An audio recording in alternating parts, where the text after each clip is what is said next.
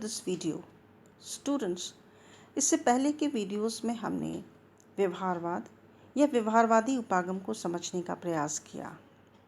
व्यवहारवाद क्या है, इसका उद्भव कैसे हुआ तथा इसकी प्रमुख मान्यताएं क्या है, ये जानने के पश्चात हम ये कह सकते हैं कि निश्चित रूप से व्यवहारवाद ने राजनीतिक सिद्धांत को एक नवीन आयाम प्रदान किया तथा इसकी प्रकृति, इसके क्षेत्र और इसकी अध्ययन पद्धतियों में विस्तार कर राजनीतिक सिद्धांत को समृद्ध बनाया है। परंतु व्यवहारवाद की अपनी कुछ सीमाएं भी हैं। इन्हीं सीमाओं को हम व्यवहारवाद की आलोचना शीर्षक से आज समझने का प्रयास करेंगे। व्यवहारवाद को लेकर एक आपत्ति यह की जाती है कि यह नवीन संप्रत्ययों, प्रतिमानों व सिद्धांत निर्माण के लिए जिस प्रकार की शब्दावली का प्रयोग करता है वह अत्यंत भारी भरकम, क्लिष्ट और कठिन है। इससे हमें राजनीति विज्ञान जैसे लोकप्रिय व जन उपयोगी समाज विज्ञान को समझने में कठिनाई का सामना करना पड़ता है। ऐसा प्रतीत होता है कि विषय को सुस्पष्ट बनाने के स्थान पर शब्द आडंबर से उसे अधिक जटिल बना दिया गया है। बच्चों, आलोचना की दूसरी आपत्ति यह है कि व्यवहारवाद में मानव व्यवहार की जो मान्यता या धारणा स्थापित करने का प्रयास किया गया है वो एक भ्रांतिपूर्ण बात है। प्राकृतिक अथवा विशुद्ध विज्ञान का मनुष्य और समाज विज्ञान का मानव बिल्कुल भिन्न इकाइयां हैं। अब तक हम मानव व्यवहार का विज्ञान प्रस्तुत करने में असमर्थ रहे हैं। ये सही है कि अनेक समान परिस्थितियों में मनुष्य के व्यवहार में कुछ समानताओं अथवा नियमितताओं को खोजा जा सकता है, परंतु हम यह भी न भूलें कि मनुष्य का व्यवहार यूनिक, सर्वथा भिन्न भी हो सकता है। इसके अलावा मनुष्य का व्यवहार निरंतर परिवर्तनशील भी होता है तथा इसका मापन और सत्यापन करना उतना आसान नहीं है जितना कि व्यवहारवादी मानते हैं। ऐसे में यदि हम मनुष्य के व्यवहार को अध्ययन की केंद्रीय इकाई माने तो जितनी नियमितताएं उतने अपवाद होने की स्थिति में हमारा अध्ययन सही दिशा नहीं ले पाएगा। इसलिए आलोचक कहते हैं कि मनुष्य के व्यवहार की यह व्यवहारवादी उपागम की जो अवधारणा है वह अपने आप में ही भ्रांतिपूर्ण है। स्टूडेंट्स, व्यवहारवाद की आलोचना इस आधार पर भी की जाती है कि राजनीति विज्ञान कोई विशुद्ध विज्ञान नहीं है। विशुद्ध विज्ञान के अध्ययन की इकाई और समाज विज्ञान के अध्ययन की इकाई का मनुष्य एकदम भिन्न है। हम अपने विषय को वैज्ञानिक आधार प्रदान करें यह तो मान्य है, परंतु हम ये कैसे भूल सकते हैं कि समाज विज्ञान की प्रकृति एकदम भिन्न होती है। इसका अध्ययन हम पदार्थ विज्ञान की भांति कतई नहीं कर सकते।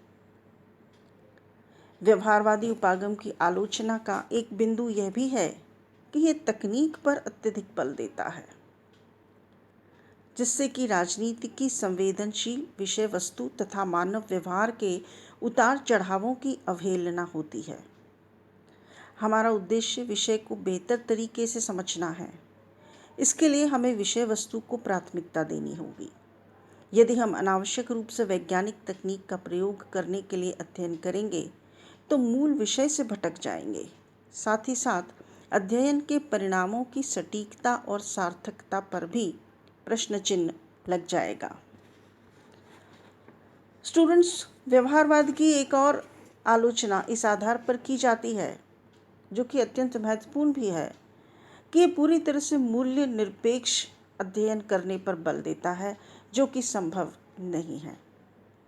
व्यवहारवाद इस बात पर आग्रह करता है कि हमें अपने अध्ययन में मूल्यों को कोई स्थान नहीं देना चाहिए, परंतु आलोचक ये कहते हैं कि समाज विज्ञान के अध्ययन से हम मूल्यों को पूरी तरह से नकार नहीं सकते। अध्ययनकर्ता को अनेक शाश्वत मूल्यों के साथ साथ समाज के अनेक नैतिक मूल्यों को भी यथा योग्य महत्व देना चाहिए। तथ्य आधारित अध्ययन तथा वैज्ञानिक अध्ययन निश्चित रूप से आवश्यक है, परंतु तथ्यों के साथ साथ मूल्यों का उचित समन्वय भी उतना ही आवश्यक है। इस उपागम को अत्यधिक खर्चीली अध्ययन पद्धति भी माना गया है। इसका तात्पर्य यह है कि शोध अनुसंधान के लिए आधार सामग्री को एकत्रित करना, सर्वेक्षण करना, डेटा एनालिसिस करना, इन सब में अत्यधिक व्यय करना पड़ता है, जिससे आलोचक कहते हैं कि व्यवहारवादी अध्ययन पद्धति अत्यंत एक्सपेंसिव अर्थात खर्चीली हो जाती है, जो कि साधारण अध्ययनकर्ता और शोधकर्ता के लिए आसान नहीं होता।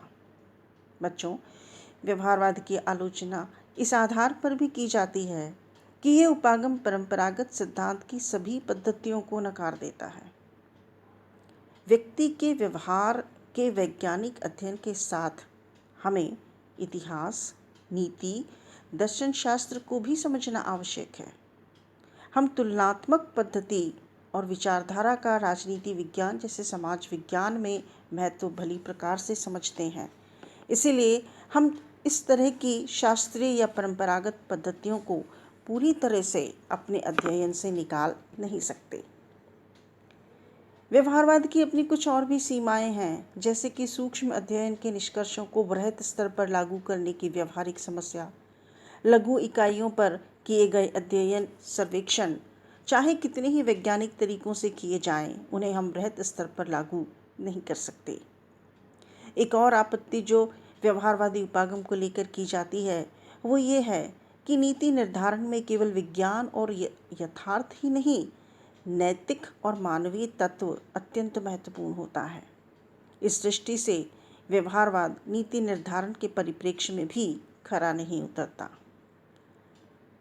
स्टूडेंट्स, व्यवहारवादी उपागम के प्रयोग तथा व्यवहारवादियों के वैज्ञानिक पद्धति के आधार पर किए गए सिद्धांत निर्माण के दौरान उपस्थित होने वाली इन व्यवहारिक कठिनाइयों के आधार पर तथा परंपरागत राजनीति वैज्ञानिकों के द्वारा इसकी जो सीमाओं का वर्णन किया गया है, उसके आधार पर हमने व्यवहारवाद की सीमाओं या आलोचनाओं को समझने का प्रयास किया है।